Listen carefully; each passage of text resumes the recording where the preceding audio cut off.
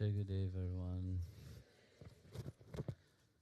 So, I see all of you are very prepared for Shivaratri tomorrow. So what have you prepared? Huh?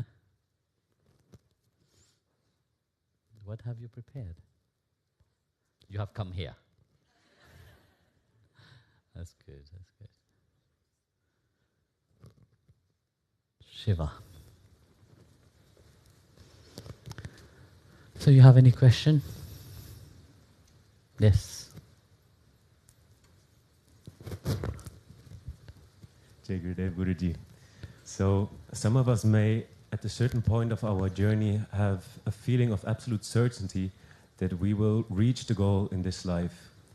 But at the other hand, it may feel arrogant to feel something like this, because it is not in our hand, it is in your hand, and it is in Narayana's hand if we will reach in this life or not. But at the other hand, it also can be a great inspiration, a great motivation to do a lot and to do our efforts. So I was wondering if it's, from your perspective, the right way to generate such thoughts and hold on to such feelings.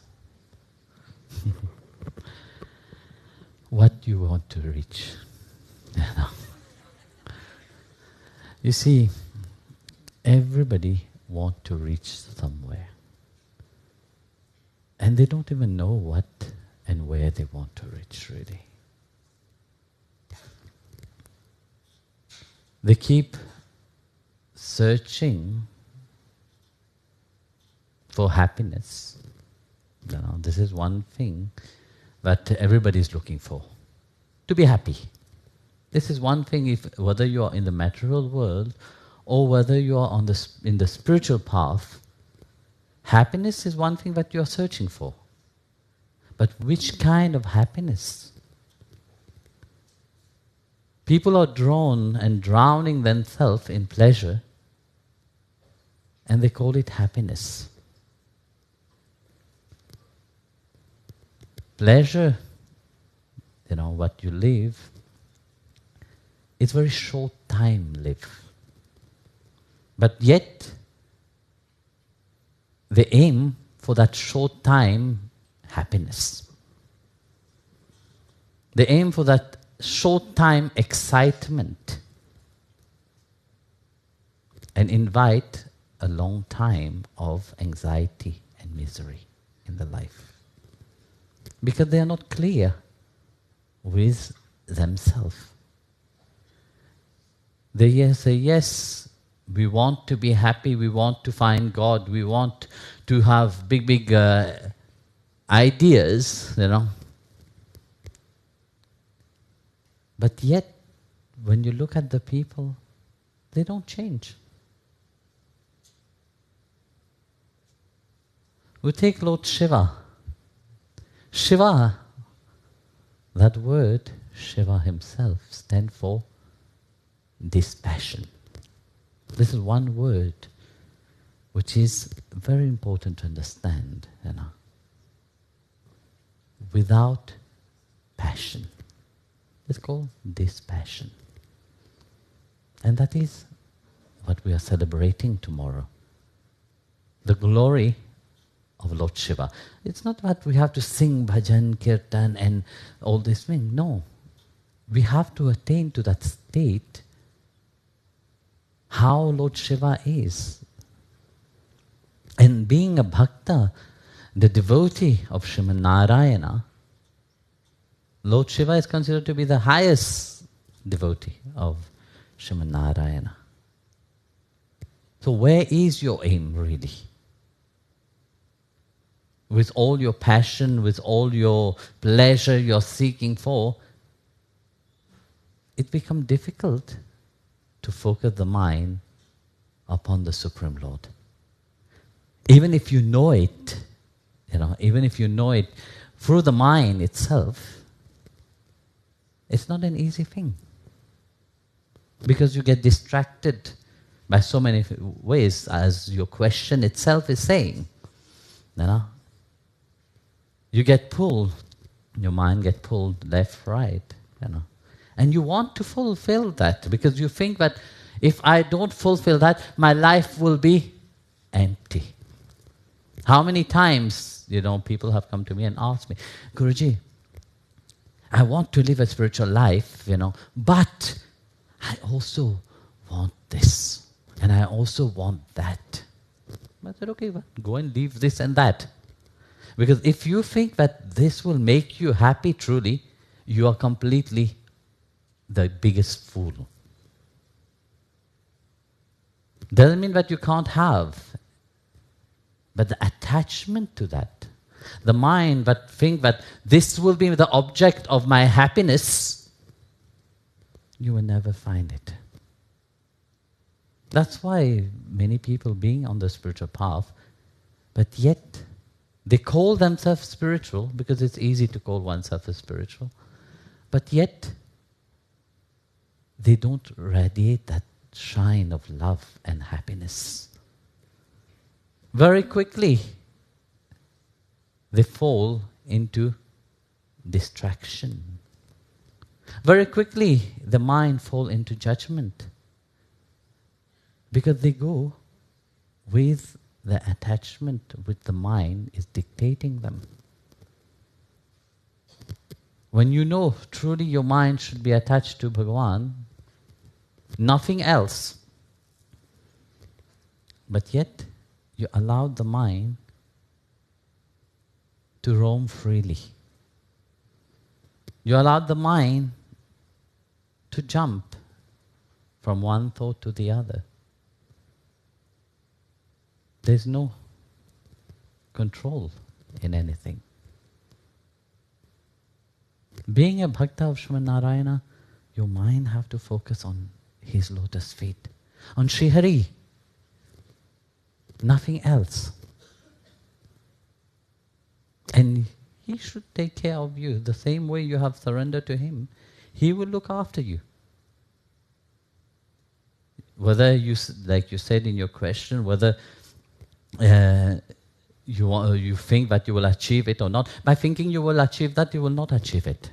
Don't think that by thinking, yes, I will achieve that higher state because I'm a great devotee, all this, you will not achieve anything. Pride and arrogance will be there also.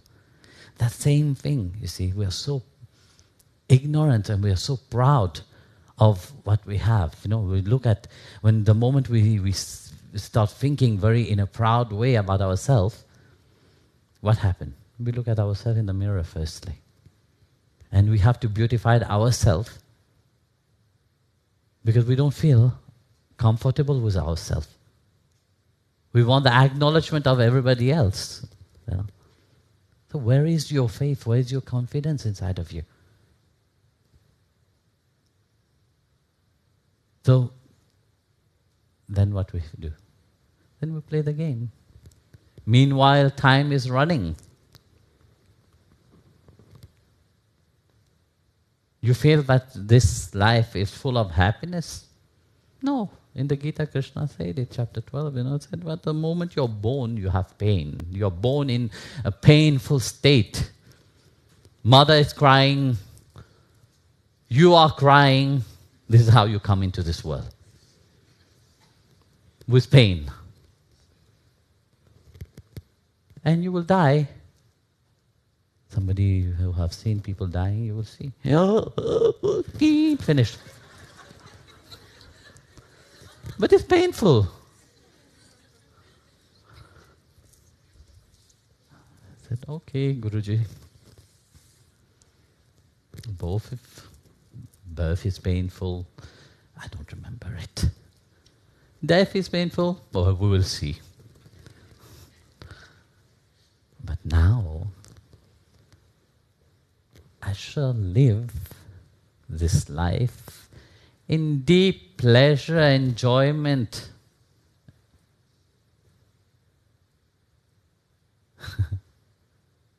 And this is the attachment that, you see, we have, to the body. What is this body? A bag of filth, nothing else.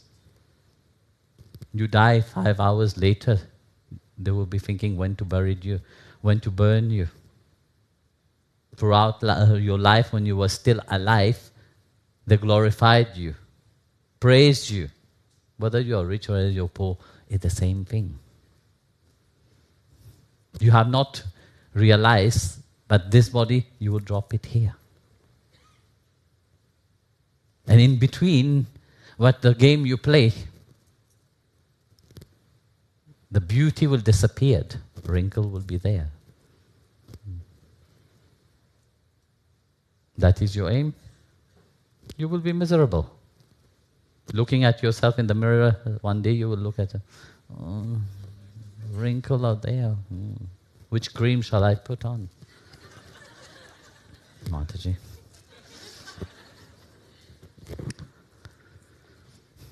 Oh, you want to eat something? You will be grasping for air, you'll be eating air because there's no teeth inside of you. Of course, thanks God nowadays the dentists make fake denture. Or you will try to listen. Somebody is telling you, come for food.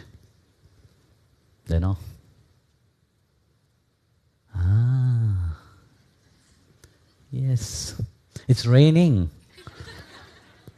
After telling 10 times, no, come for food. Yes, it's gone. These are all the attachment you have built up upon, thinking that this will be your happiness. Then you come to a point that you realize life is finished. What have you achieved? This is the most important point. What have you achieved of life? What have you done that somebody can look at you and say, yes, he's an example or she's an example? Nothing. You'll be forgotten, like many people have been forgotten. And again, another life will be there, waiting for you to do the same thing. On and on. You keep repeating the same drama. And that's what you call happiness? That's what it's called attaining the lotus feet of Sri Hari? It is not. When your mind is fully absorbed at the lotus feet of Sri Hari Narayana, joy and happiness of serving his lotus feet must reflect for you. Not about where you will be after death, where you are now. That is the question. Am I attaching my mind to his lotus feet or not? When you die, who cares where you go?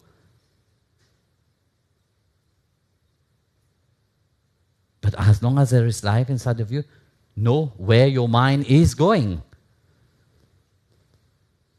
If your mind is running to the world outside, no problem. That will be the outcome.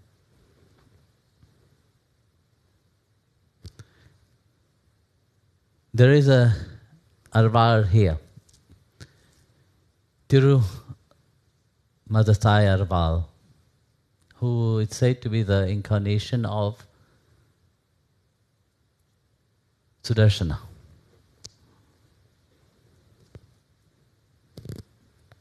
Just here.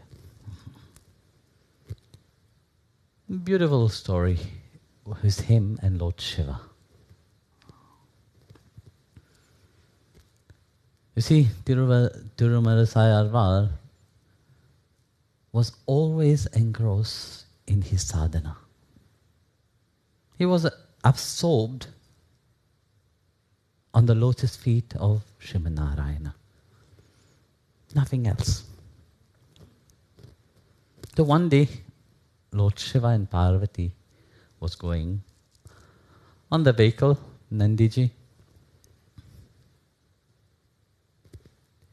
But when there is pure bhakti, when there is that deep devotion to Bhagavan, there is an effulgence of the Lord also there, There's a shine, that bhakta is shining.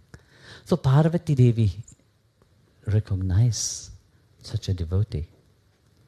And he asked Lord Shiva, who is this man sitting there and doing his sadhana, doing his spiritual practices? Who is he? So Lord Shiva looked at him and said, that is a great devotee of Lord Narayana. His name is Thirumalisai Alvar. And Parvati said, but he knows we are passing by because he's very elevated in spirituality. But why does he not acknowledge us? He said, well, he's fully absorbed in Bhagwan. He's fully absorbed in my beloved Lord Narayana. And he don't see anything else. But Parvati didn't accept that answer. And Parvati, very pestering on Lord Shiva, said, let's go and see him. Lord Shiva said, no, it's not good to go and disturb somebody which is in deep sadhana. We should not go and disturb such a devotee. I said, no, we should. We want to give blessing. Let's go. Shiva said, not possible, But when a woman puts something in the mind, even Parvati, very difficult to change the mind. So, everybody is acknowledging.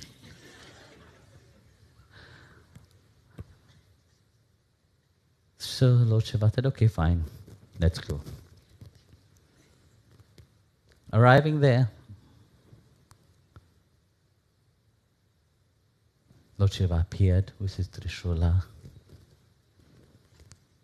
and Parvati Mata next to him. It was in deference to Thirumalisai Alvar, whether Lord Shiva was there or not.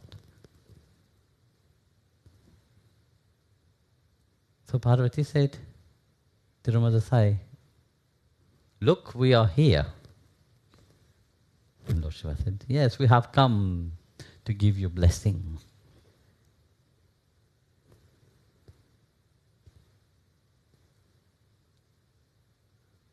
And Thirumalisai Alvar said, I don't need anything from you.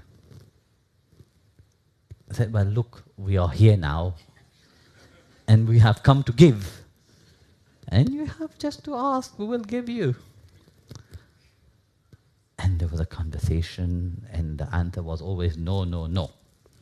Finally, Thirumalisai Alvar said, okay, this guy is asking so much, so let me ask something from him. So he asked, okay, fine, you want to give? I would like you to give me the ultimate liberation. Lord Shiva said, I don't think it's possible. It's not in my domain. That is a domain of Srimad Narayana. I can't grant that final liberation. Only Srimad Narayana can grant that final liberation. You have anything else? Okay, fine. If you can delay my life for a few days, it would be a great help. Lord Shiva said, that also is not possible. Because there's a time to be born and there's a time to die. Not a 1 second longer you will be able to live. So it says not possible. But the Alvar said, if you can't grant me the ultimate liberation to serve Srimad Narayana, and you can't delay my time of death for a few days, I don't have anything to ask you. So Lord Shiva realized, such great bhakta, whose mind is not attached in anything apart to the service of the lotus feet of Sri Hari. So Lord Shiva pay his respect to... No, first what happened is he got angry after asking, Lord Shiva got angry. He said, okay, fine, you don't want anything, but you have created an insult to us. So Lord Shiva opened his third eye. And you know when Lord Shiva opened his third eye, it's catastrophe. So, third eye opened, fire came out, approaching Thirumalisai Alvar. He didn't move. He was fully also absorbed in his devotion to Srimad Narayana. So from his toe, the toe opened up, a similar fire, even more brighter than the one that came out from Lord Shiva's eyes came out. And stop